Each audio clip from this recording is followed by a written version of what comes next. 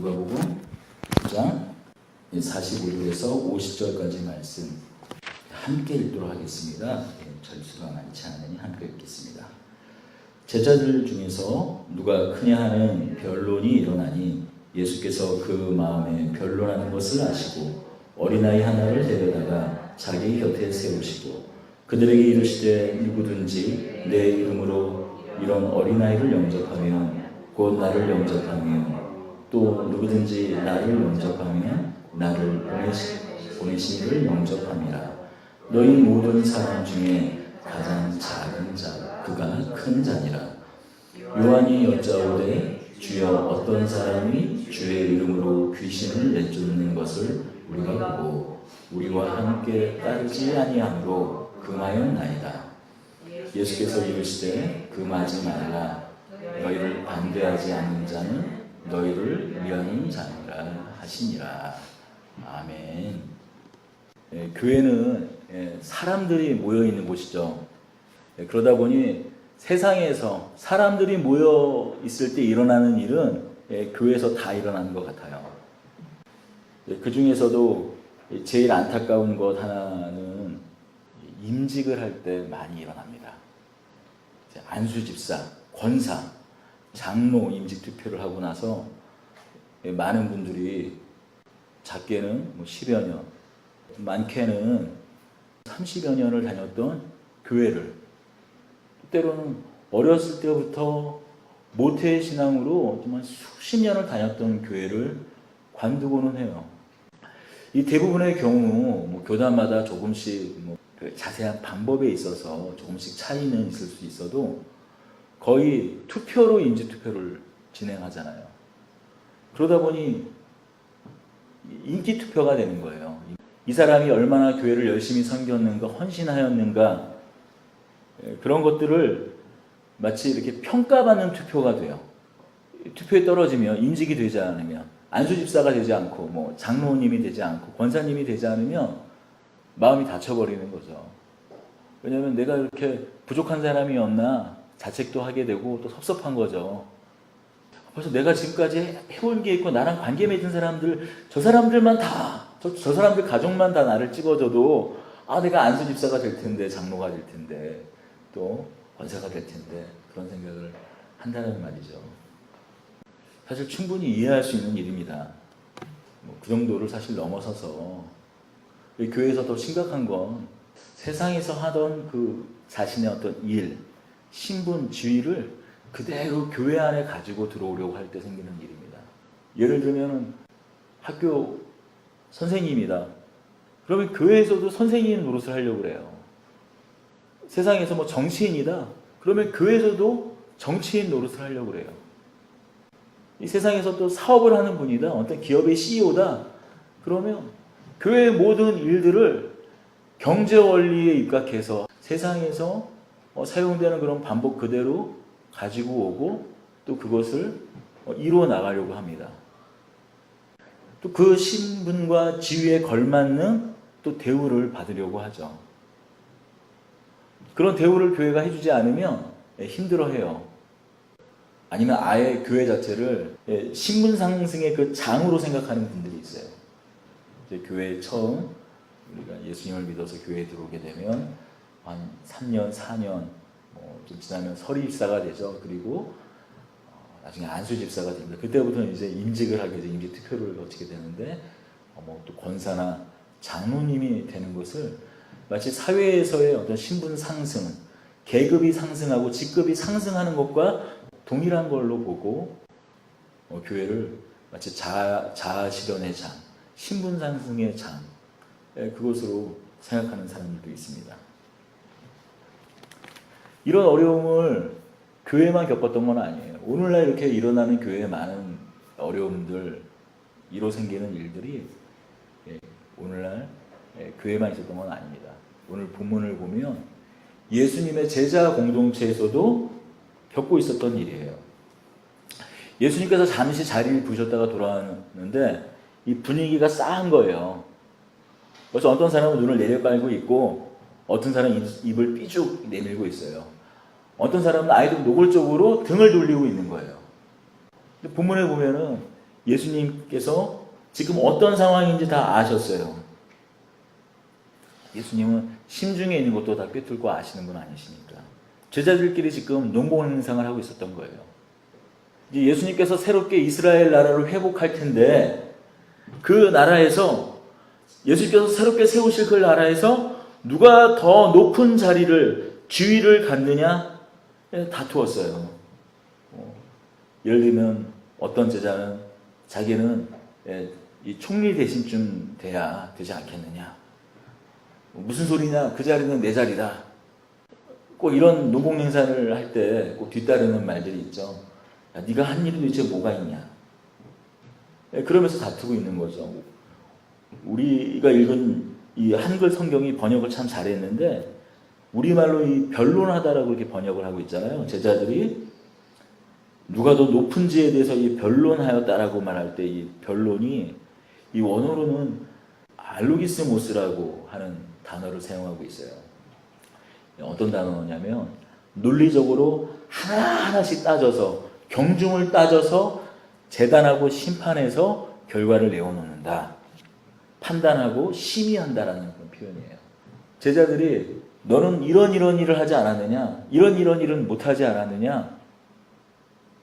뭐 예를 들면 새벽기도 몇 시간, 전도 몇 명 했는지, 마치 오늘 어떤 교회에서 교회 행정실이나 이런 부속실에 차트를 펴놓고 각각 교육자마다 아니면 성도마다 구역장마다 전도 몇 명, 별표 이렇게 쫙 해놓고 그걸 심사해서 뭐 다음 안수집사 하는데 후보에 올릴지 말지 결정하고, 아니면 교육자를 내년에 또 이 사람을 기용할지 안 할지 결정하고 하는, 마치 그런 것처럼 지금 이 제자들이 서로 누가 높은지에 대해서, 누가 잘했는지에 대해서, 아니 누가 잘났는지에 대해서 서로 논쟁을 했다는 거예요.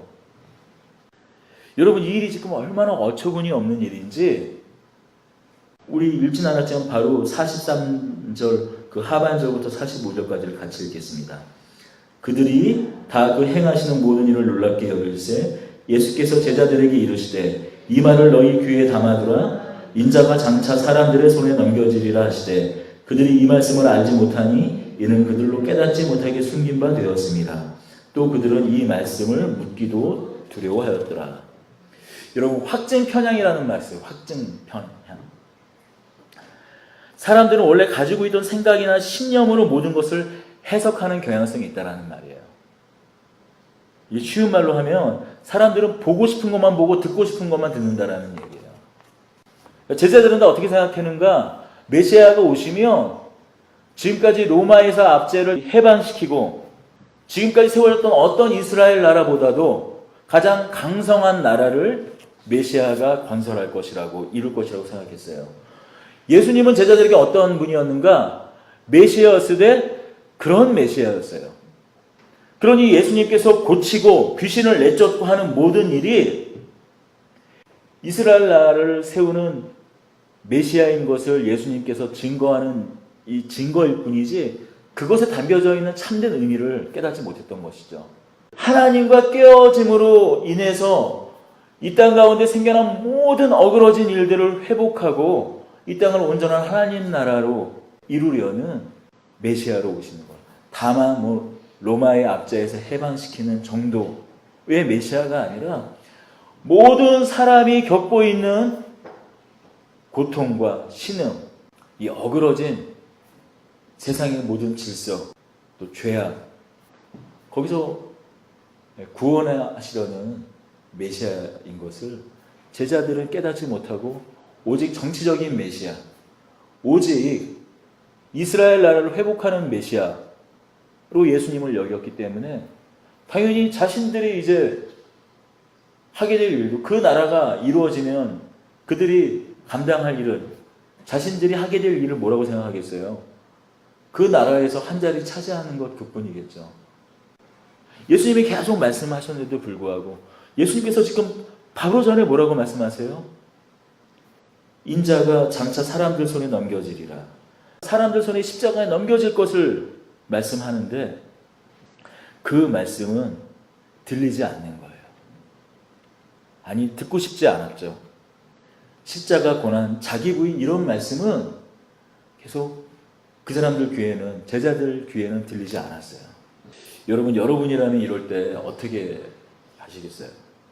만약 여러분들이 예수님 입장이라면, 만약에 제가 예수님이라면, 제가 예수님 입장이라면 저는 제자들 다 자르고 다시 시작할 것 같아요. 그 예전에 출애굽 당시에 하나님께서 패역한 이스라엘 백성들을 바라보면서 내가 모세를 통하여서 새롭게 이 민족을 다시 시작했다. 리셋 버튼 누르고 다 지워버리고 모세를 통해서 내가 대나라를 다시 세우겠다 하셨던 것처럼 그냥 리셋 버튼 누르고 이 모든 괴로움을 또다시 하면서 다시 제자들을 모으고 다시 시작할 것 같아요. 근데 예수님은 그러지 않으셨습니다. 한 어린아이를 데리고 오셔서 말씀하십니다.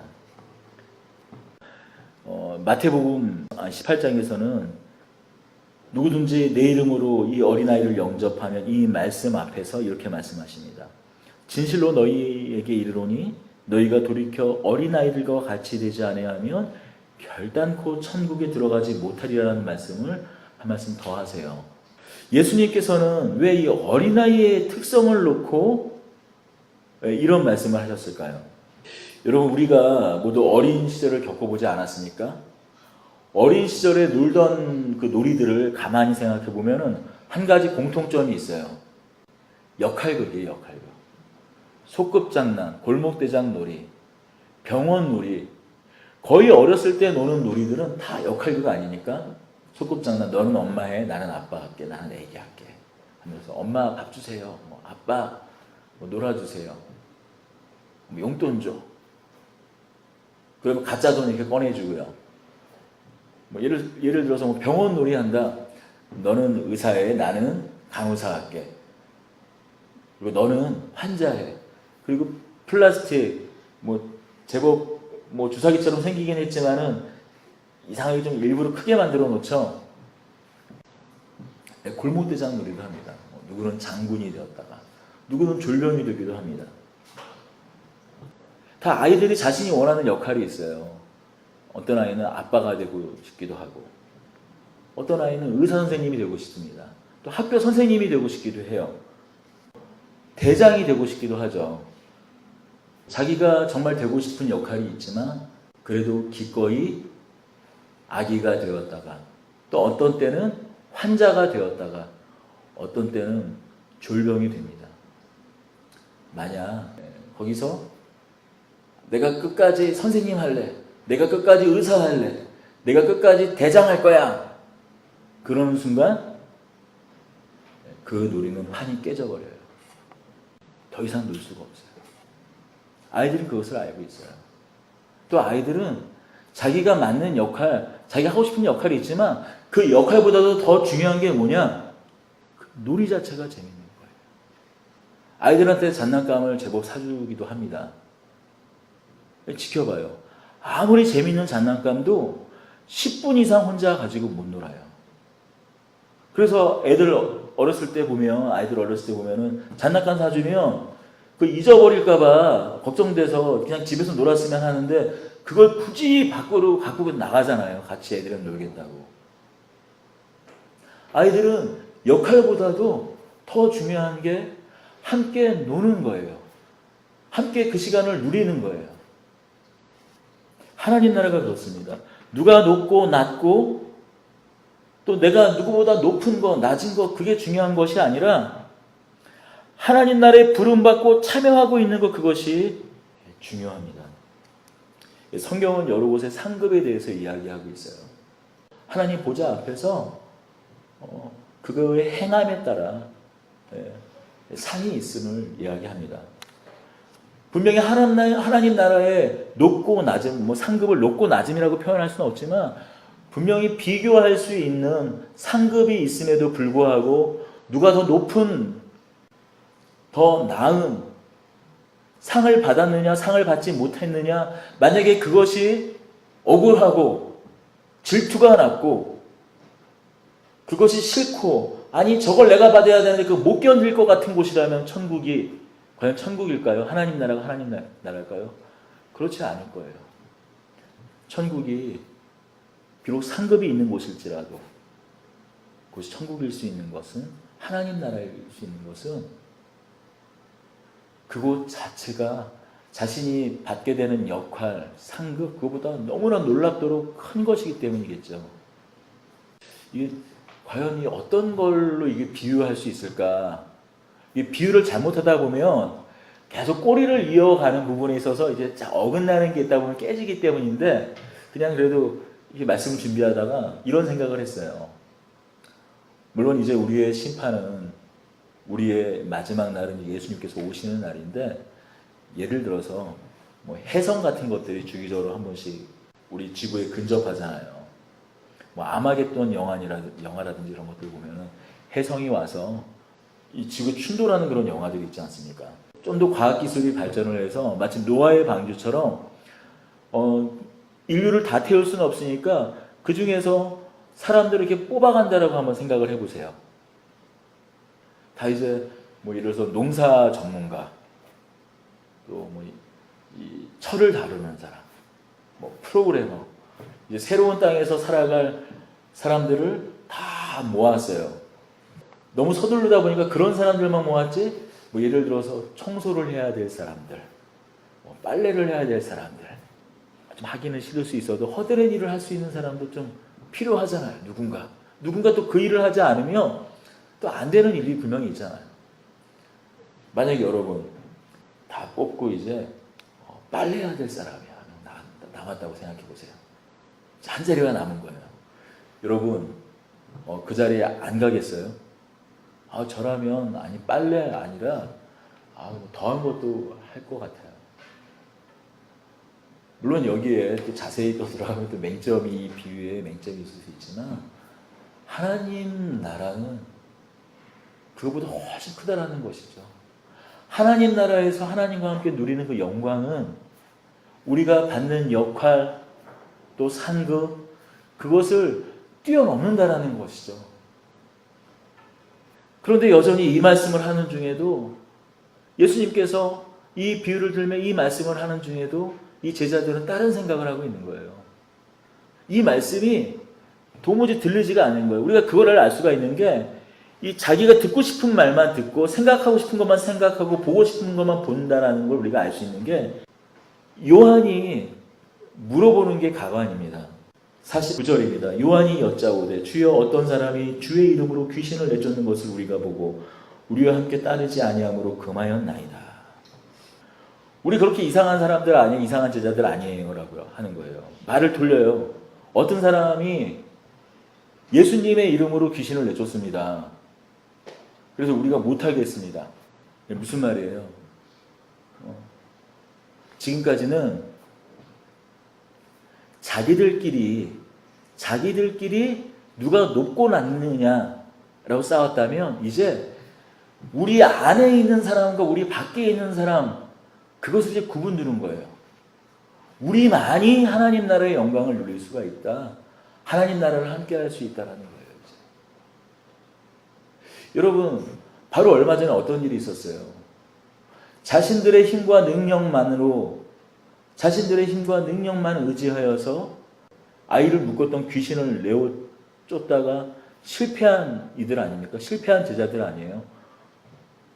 그런데 어떤 한 사람은 왜 우리와 함께 하자고 했을 때 함께 하지 못했는지는 잘 모르겠어요. 그 제자 그룹 안으로 들어오지 못했는지는 알 수 없지만, 예수님께서 사망의 권세를, 죄의 권세를 이기실 수 있는 분, 죄와 사망에서 우리를 구원해 주실 수 있는 분인 걸 온전히 믿고 예수의 이름으로 귀신을 내어 쫓았어요.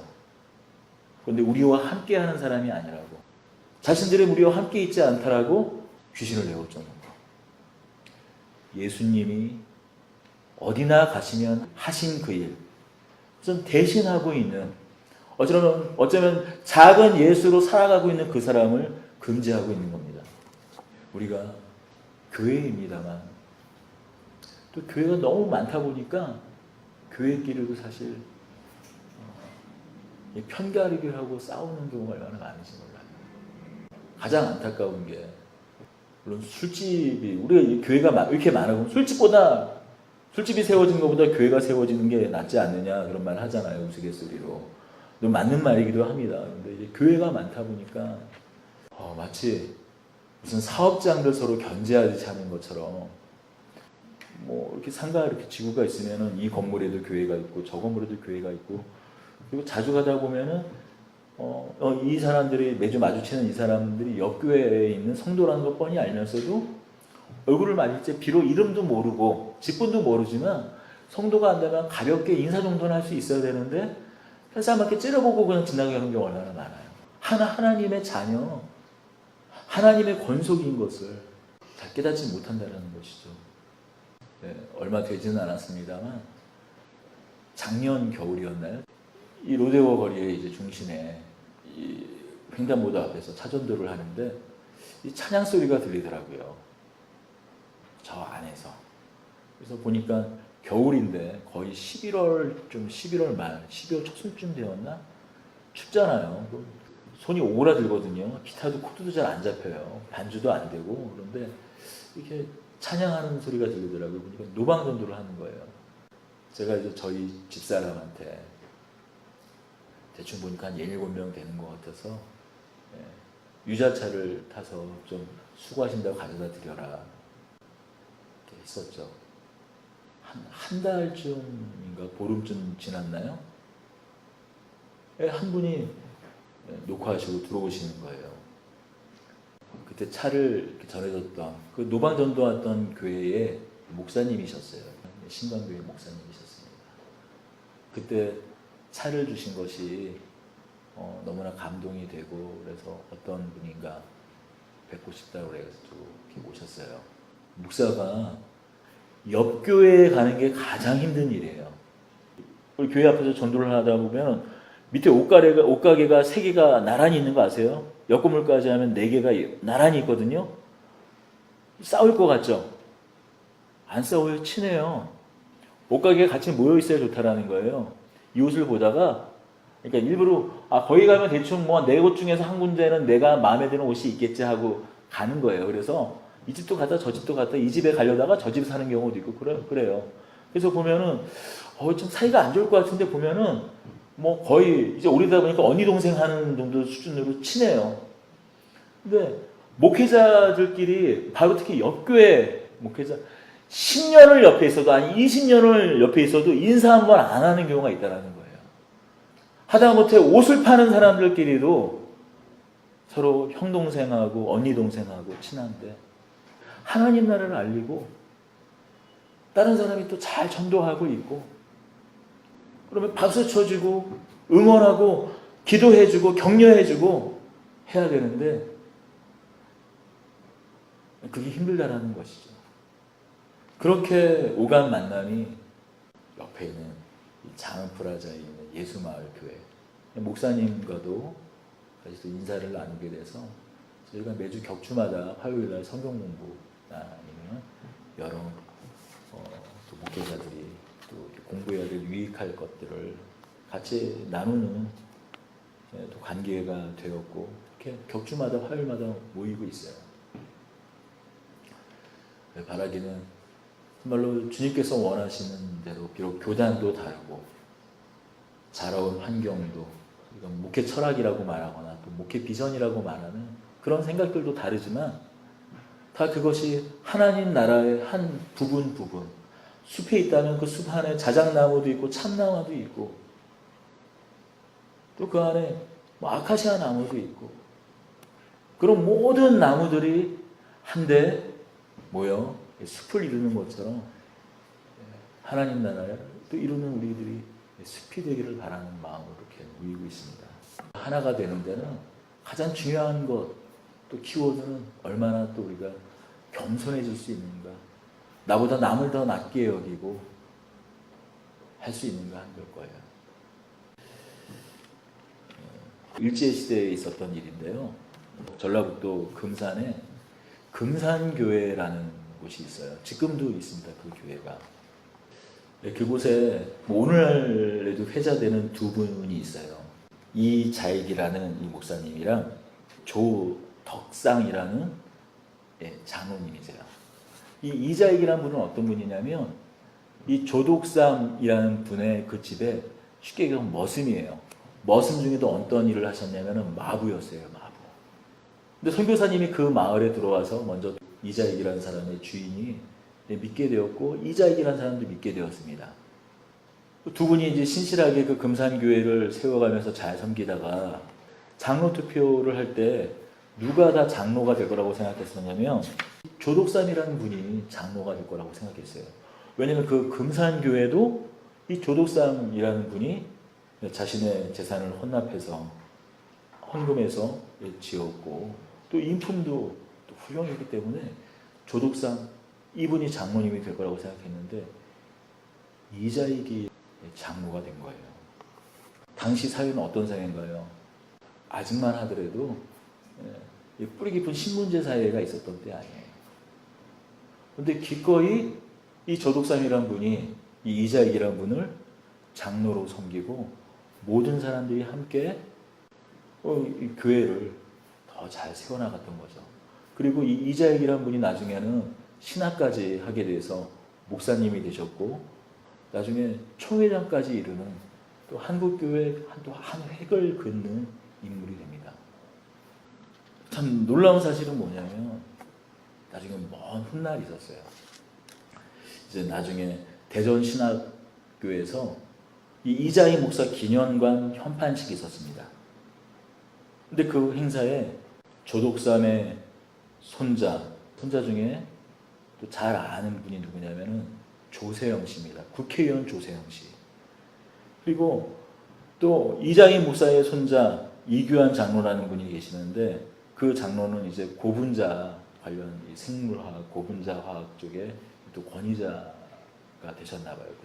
근데 이 손자가 와서 이 조세영 장로, 당시에는 국회의원이었는데 그분한테 이렇게 말하기를 만약에 그때 당신의 할아버님이 우리 할아버지를 그렇게 잘 섬겨주고 대우해주고 인정해주지 않았다면 저와 같은 사람들은 지금 아마 없었을 겁니다.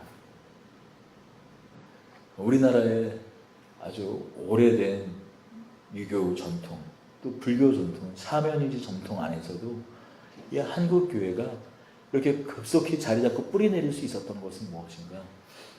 나보다 남을 낮게 여기고 마치 어린아이와 같이 예수님을 영접하는 그런 마음으로, 예수님을 영접하는 마음으로 마치 어린아이와 같이 신분도 낮고 때로는 병들고 때로는 연약하고 힘이 없고 그런 사람들을 잘 섬기고 귀하게 여겼기 때문에 아마도 한국교회가 도무지 교회가 자리 잡기 힘든 이런 동양 문화 가운데에서 자리 잡지 않았나 싶습니다. 하나님 나라의 영광이 어떻게 우리 삶 가운데 임하는지 오늘 이 본문을 보면서 오늘 주신 이 말씀을 생각하면서 기꺼이 섬기는 그 현장 가운데 하나님 나라의 영광이 임할 줄로 믿습니다. 기도하겠습니다.